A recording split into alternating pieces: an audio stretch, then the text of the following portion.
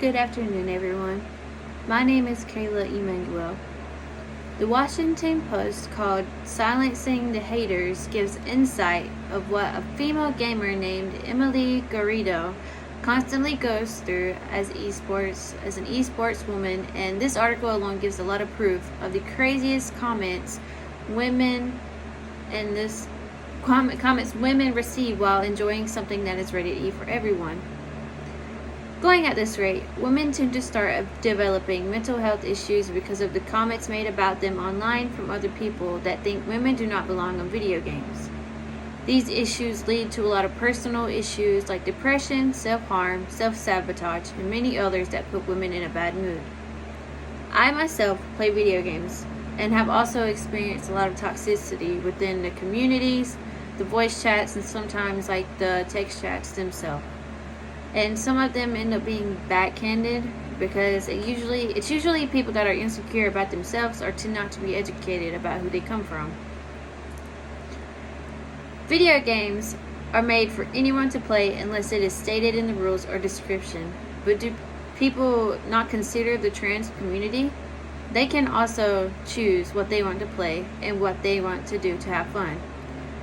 I will be speaking on a topic that is an issue today and is currently ongoing, and what can we do to acknowledge and stop it.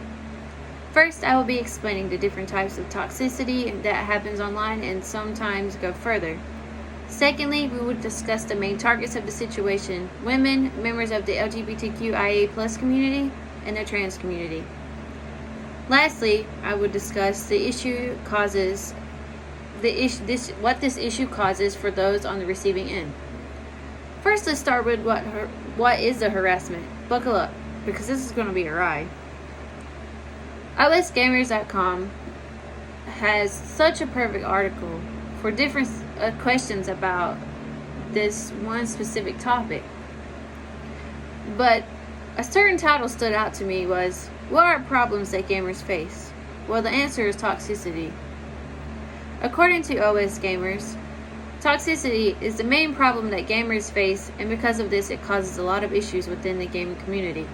When it comes to this toxicity, we're not just explaining how bad the situation is. There's a lot more to it, like many different types of toxicity.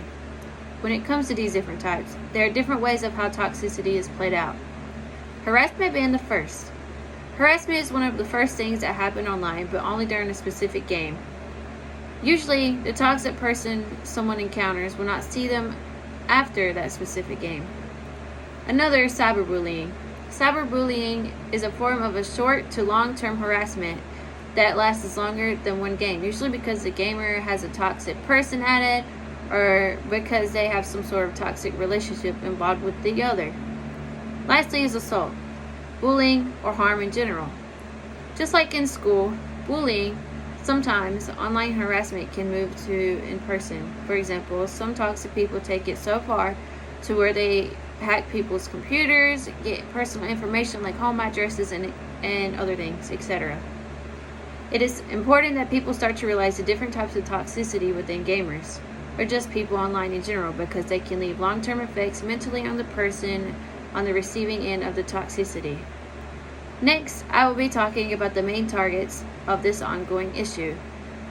This is where it gets interesting.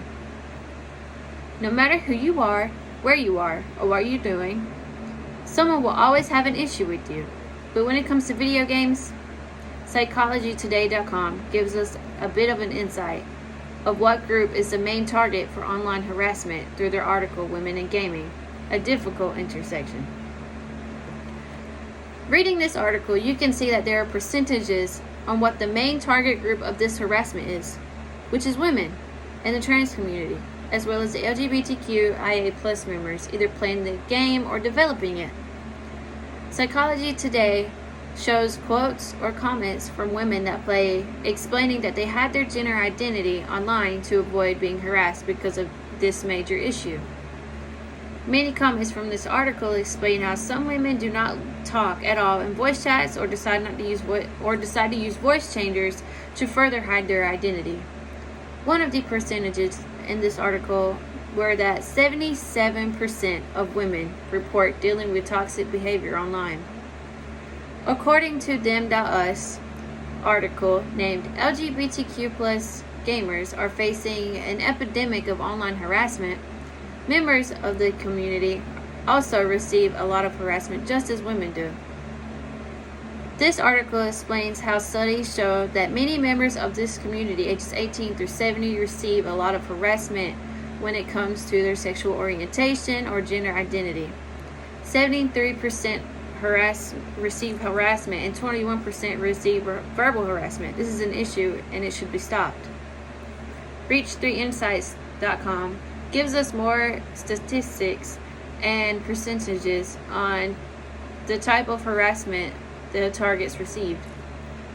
88% of women received hate comments or harassment that were gender-based.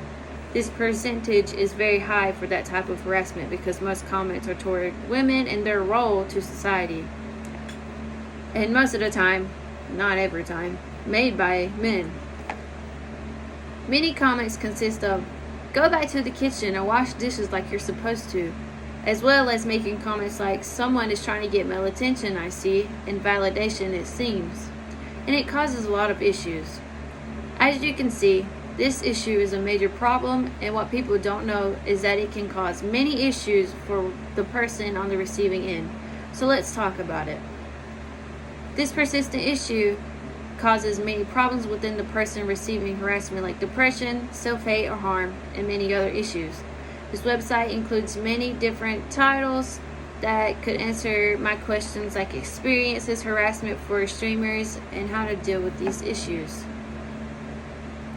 And they also provide a chart that shows many different people on the receiving end of the hate. This can be located at do.acm.org, titled Harassment Experience of Women and LGBTQ Live Streamers and How They Handle Negativity. In this article, it explains how harassment can go as far as gender-based, racism, and many others, and how they affect someone's mental health. But they also provide experience of others and how they handle the situation.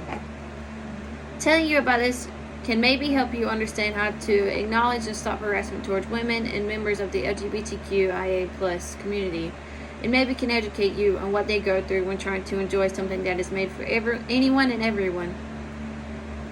The call to action would be to start recognizing these insane comments and stop them, or if you're the one receiving it, take up for yourself. Use the in-game report system and take care of you before others. It's okay to put yourself first, and it's okay to mute and ignore toxicity to help you focus. It's okay to focus on yourself before it comes to other people. Thank you for your time. Are there any questions?